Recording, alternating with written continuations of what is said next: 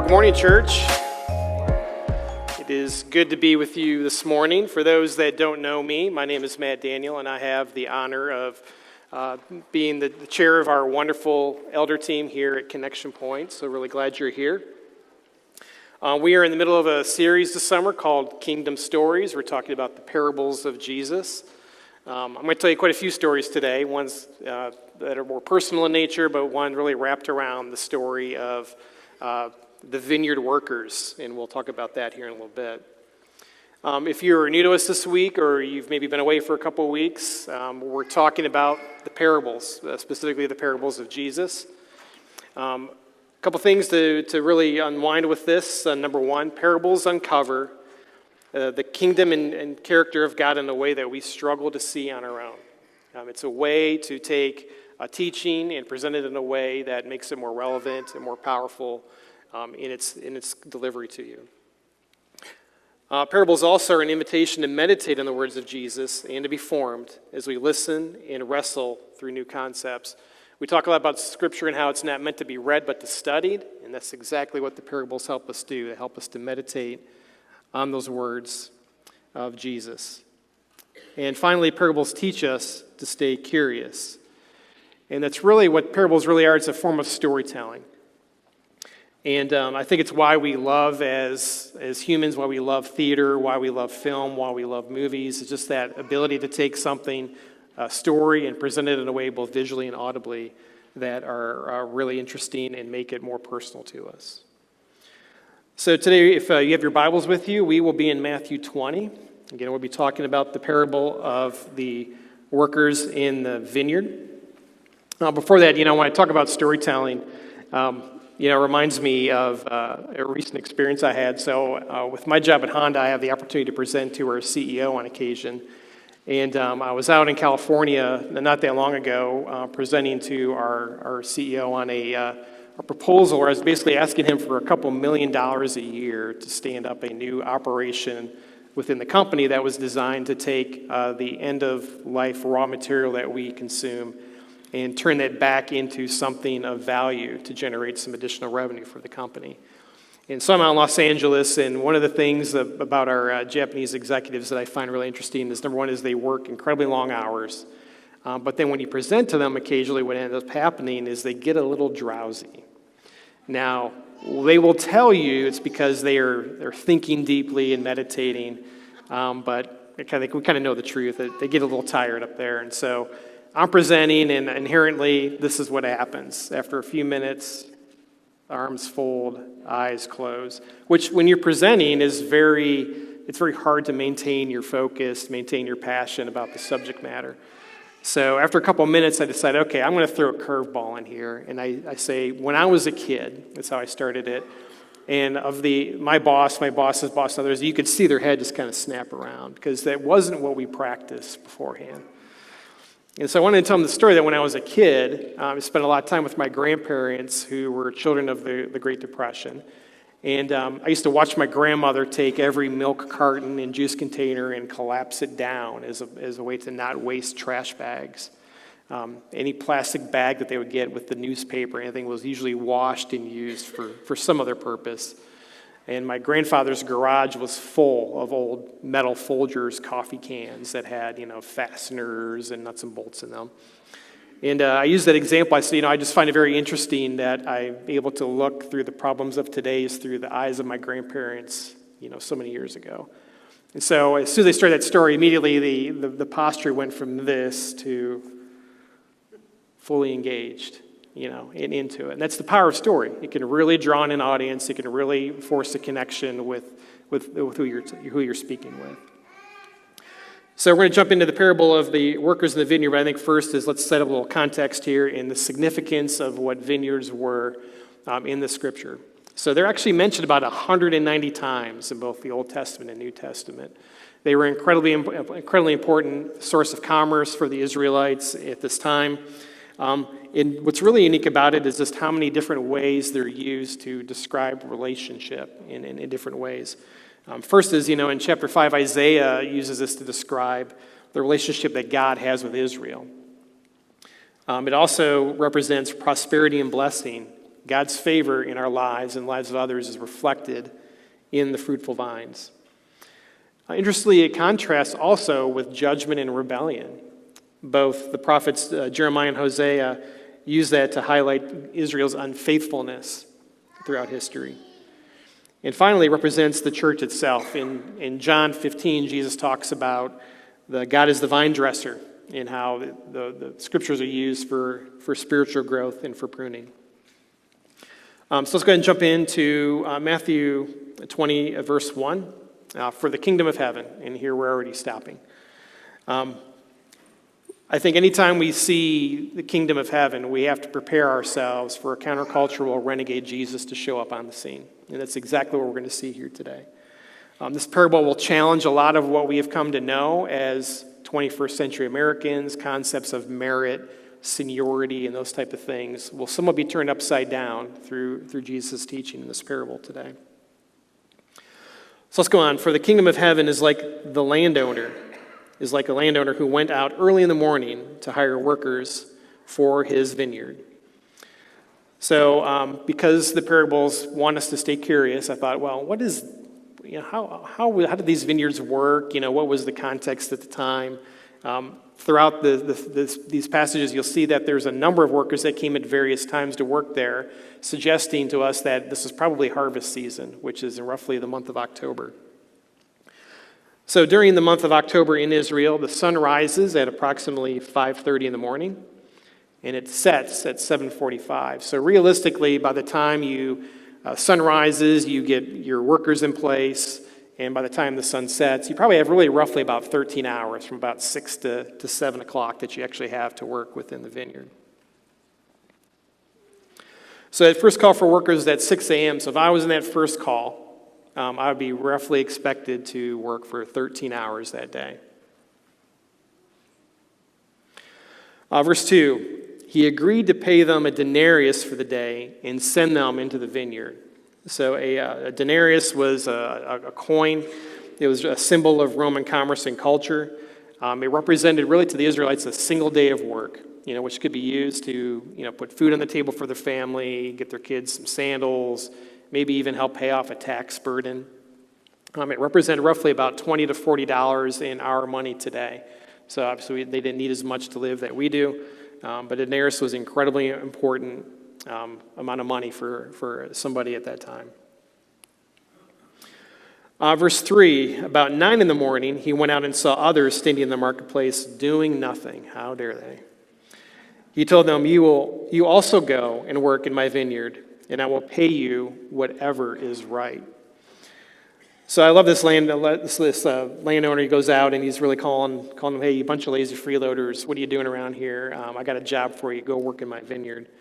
But I think what's interesting is how the terms of employment changed. So the first worker at 6 a.m. was told specifically, you're going to receive a denarius for your work.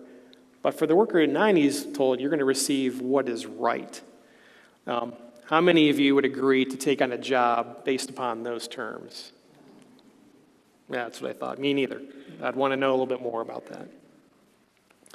So the second call for workers was at 9 a.m., so they'd work about 10 hours. What I also find very interesting about this is at least the workers at 6 o'clock probably showed up expecting to get work. What were these guys at 9 o'clock showing up 3 hours late doing there? That's something to think about. Moving on to verse 5. He went out again at about noon and about 3 in the afternoon and did the same thing. About 5 in the afternoon, he went out and found still others standing around. He asked them, why you've been standing here all day long doing nothing. So again, going after those that weren't doing anything.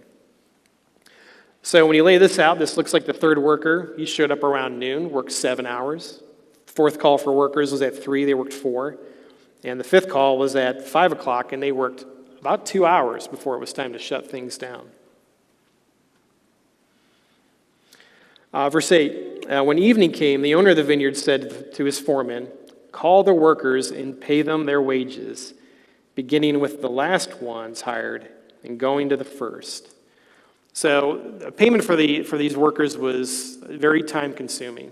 There was no direct deposit. There was no Venmo back then. So, you're getting hard currency for your work.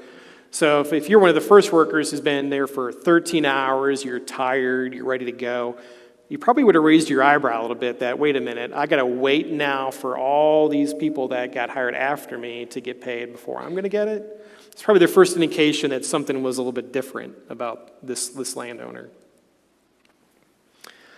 Verse number 9, the workers who were hired about 5 in the afternoon came and each received a denarius. So when those who were hired first, they expected to receive more, but each of them also received a denarius. Remember when I was younger, I had a lot of odd-end jobs, cutting grass, paper route, but I distinctly remember one time my dad taking me to his place of employment on a Saturday to do just some odds and ends work. I was about 12 or 13 at the time.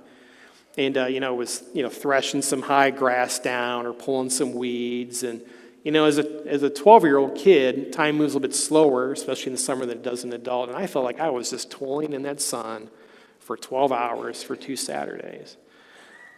But realistically, I worked about 3 hours. And if I actually counted how much time I actually worked and not screwed off, it probably would have been closer to 1 or 2, to be honest.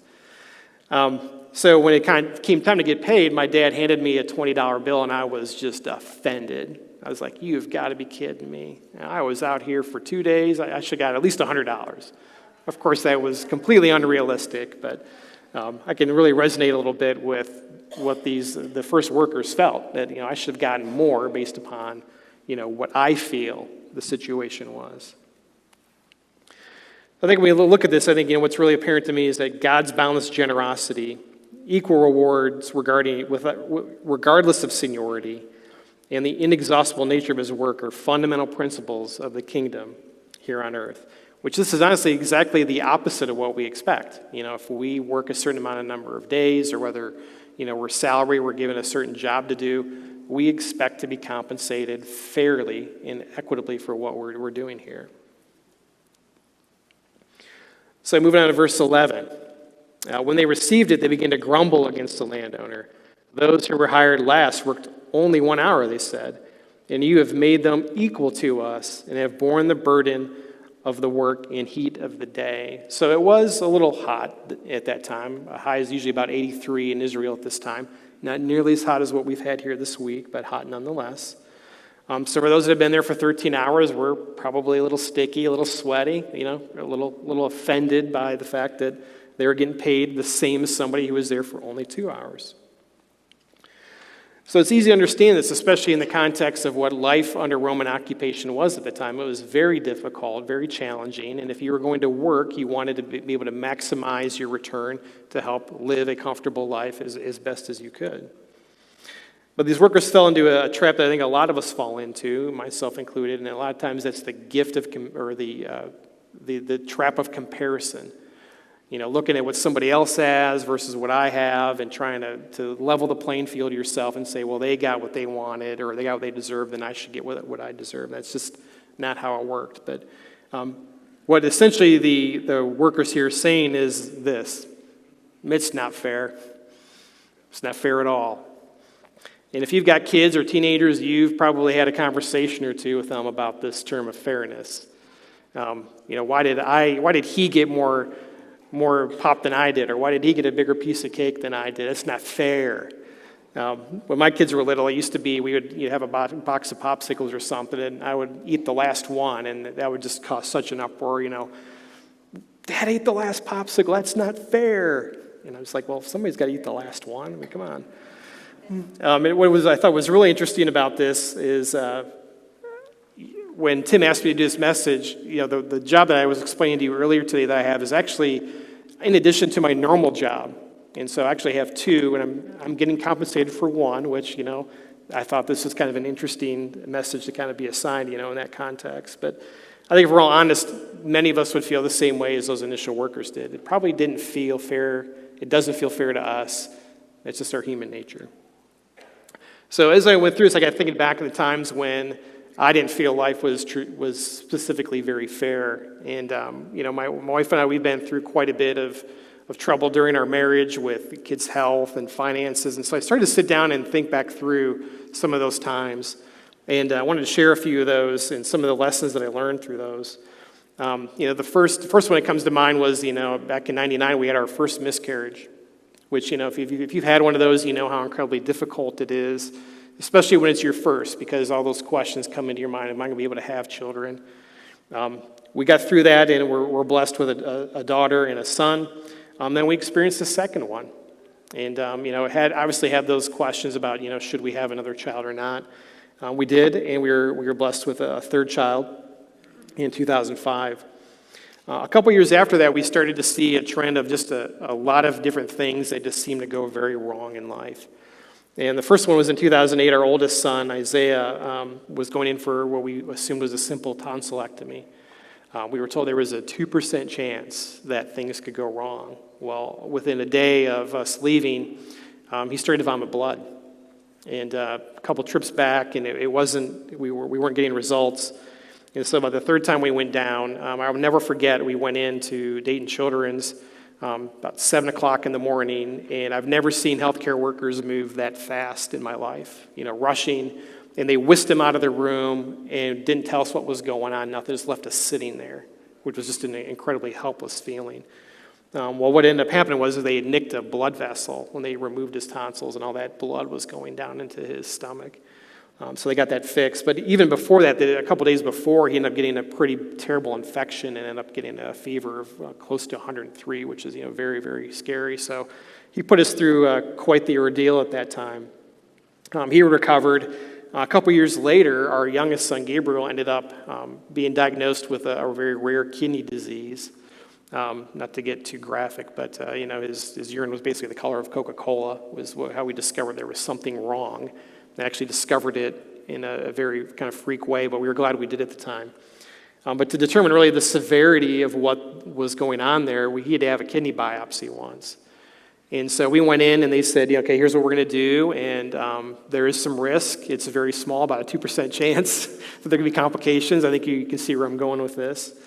And they came back in and said, hey, we had a problem. He's bleeding out. And the anesthesiologist is laying on top of him and trying to stop the bleeding. And that was just another one of those just hopeless feeling, my gosh, what is happening right now? He had recovered after that. It's a disease that he's been able to manage pretty well ever since. A couple years later, I was on a business trip in Chicago, and my heart went a little crazy. I ended up having AFib. It's kind of really a strange thing. I had to work through that. Next year after that, our oldest son, Isaiah, who you see is on here quite a bit. He's our middle child, if you can't tell. But he ended up having the first of 3 double knee surgeries starting on his 13th birthday. I mean, it's this rare, very rare condition where he had some growth issues in his knees. And so we had to get that fixed. A whole year worth of wheelchairs, crutches, braces, which is just crazy for a middle school kid. I will say he did get pretty good at drifting in a wheelchair. So he did learn some new skills that I'm not sure are transferable, but they were great.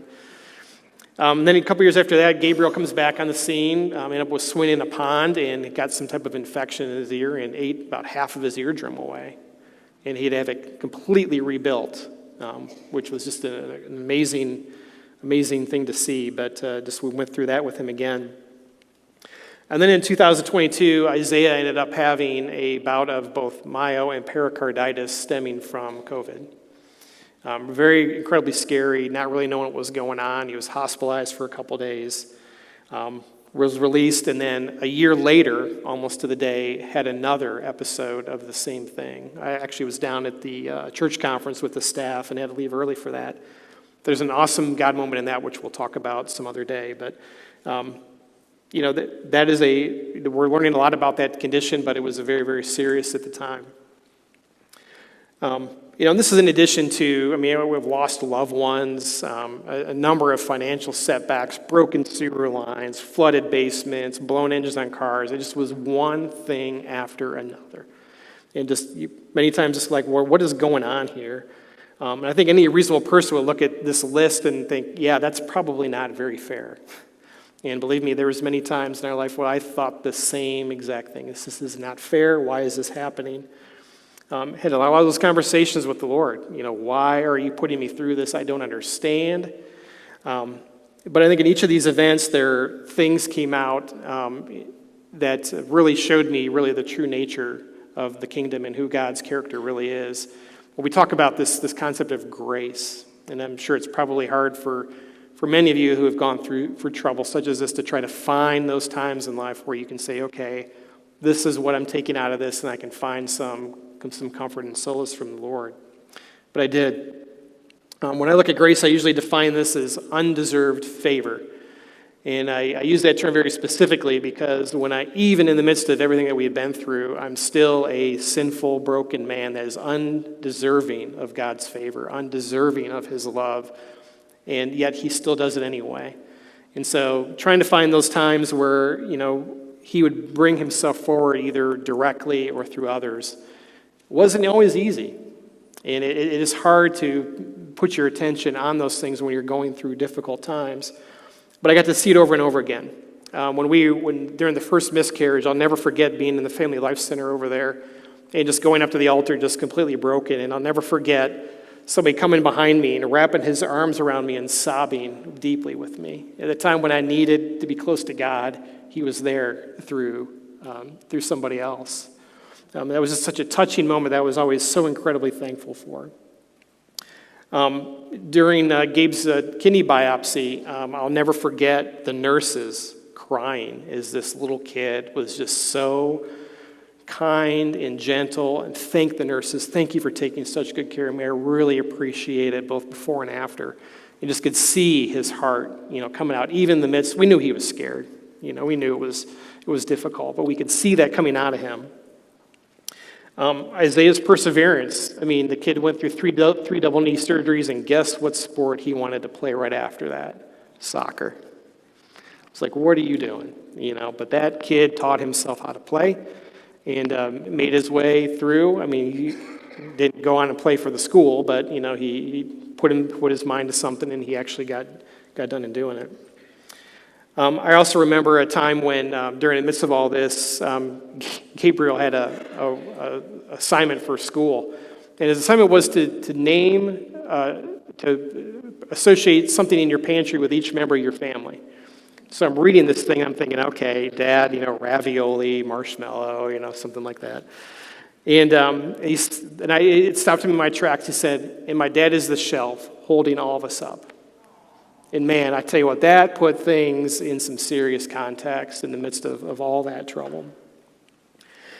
And even over the long term, I think when I look back through the full spectrum of all those things that we went through, and I consider just how all of them have persevered, how the relationship with my wife and I has been strengthened through that, through seeing them achieve, even through my daughters, who's kind of the emotional cross-bearer of our family, takes all of this stuff onto herself and is just so incredibly loving towards our family. You see that throughout, and you see God show up in ways that you just never really expected. But you just kind of see this as kind of a natural result of events and circumstances. But I think I really understood grace in this one incident. I remember being in that operating room or the waiting room as Gabriel was bleeding out. And I just remember sitting there thinking, God, don't take my son. Please don't take my son. And after he was recovered, I remember thinking back a couple weeks after that, thinking, and he spared my son when he wouldn't spare his own. And that's when I knew exactly what grace was. So if I could define it, I'd say God's grace is activated in our lives only because of the boundless sacrifice that Jesus has made for us. We just have to be willing and open to receive it. Moving on to verse 13. But the landowner, or the vineyard owner, answered one of them, I am not being unfair to you, friend. Didn't you agree to work for a denarius? Take your pay and go. I want to give the one who was hired last the same as I gave you. And in verse 15, don't I have the right to do what I want with my own money? Or are you envious because I am generous? So the last will be first, and the first will be last. And there's a lot to unpack here. I think we tend to challenge God's sense of fairness in the same way that the workers challenge landowners. And, we do that often. Again, it's that trap of comparison. And, we often get into this, I want to get what's mine. I want to get my promotion. I want to meet this person. I want to be cured of my disease. I want to get out of this financial mess. When, God, are you going to bless me like you've blessed somebody else? But God's grace doesn't work the same way that we expect. If you remember from the last message I delivered, we talked a little bit about how we're in this world, but we're not. And we're really exiles here on this planet because we're citizens of the kingdom, and how that has to change the way that we look at the world and how we live within it. And I think that's reflective in this verse. When the landowner says the last will be first, the first will be last, I don't get that. I don't understand that concept whatsoever. But I think there's a couple things that are really fascinating about this. Number one, it does reflect back to this story specifically, but I think back also to the story of salvation. If you go back to the first worker who was paid with the denarius, I think a lot of that represents the nation of Israel and their relationship with God at the time. There was a condition that the Israelites had to stay in favor with God. It required a price. If you follow me and you love me, then I will be with you. And so there was that transaction there. But what happened with the other workers? I'll give you whatever is right. So it doesn't really matter when you come to know the Lord. He will give us what is right. So as citizens of the kingdom of heaven and by nature exiles in this land, we are not bound by human standards of fairness, reward, and expectation. Again, as a sinner, I would expect no grace at all. I would expect nothing in return from God, no blessing. But yet he provides it anyway. In spite of it all, he provides it anyway. So I think there's a couple questions for us to ask as we kind of wrap up here in a little bit. First of all is, where do your human perceptions of fairness come in conflict with Jesus' model for the kingdom? Where do you see Jesus showing up differently than where maybe you're showing up? I think it's incredibly important. It's a question to ask. Second, is there any pain in your life that is preventing you from accepting God's boundless gift of grace? And this can be incredibly challenging. I'm not going to say every trial that we had as a family, I was able to just slide right through it, to see God working, grab onto it, and overcome. It was not that easy. It's this constant refining and building of resilience, this constant communicating with him in prayer, in meditation, in thought. Lord, what can you teach me? I didn't have a choice. My choice was not, I could either lean into where the Lord was leading me or where he wasn't. And for me, there was only one answer. There's only one way to go, and that was to rest upon his ability to teach me and to lead me through that, regardless of what the outcome may have been. The last one, Jonathan, if you want to come on up, praise team. As a temporary exile here on earth, how can you demonstrate this boundless grace to someone else in your life? That might be one of the hardest things to do, especially if you're in pain, is how can you take what you're receiving, how can you take that love and that mercy and that grace and reflect it back to show others exactly how great God can be to us. So here we talk about car conversations, and this one should be a relatively easy one to have a conversation with kids. I think the first question is, do you think it is fair or unfair that the vineyard owner paid all the workers the same wage? Reflecting upon, how kids' sense of fairness, it'd be really interesting to hear what type of responses we would get from that. And the second one is, when has someone treated you good, even though you may not have treated them the same? How can you, again, reflect the grace that God has provided to you, to somebody else? So finally, I want to leave you with this. God's grace is a gift, which we have the choice to either accept or reject, not something that can be earned by effort or by merit.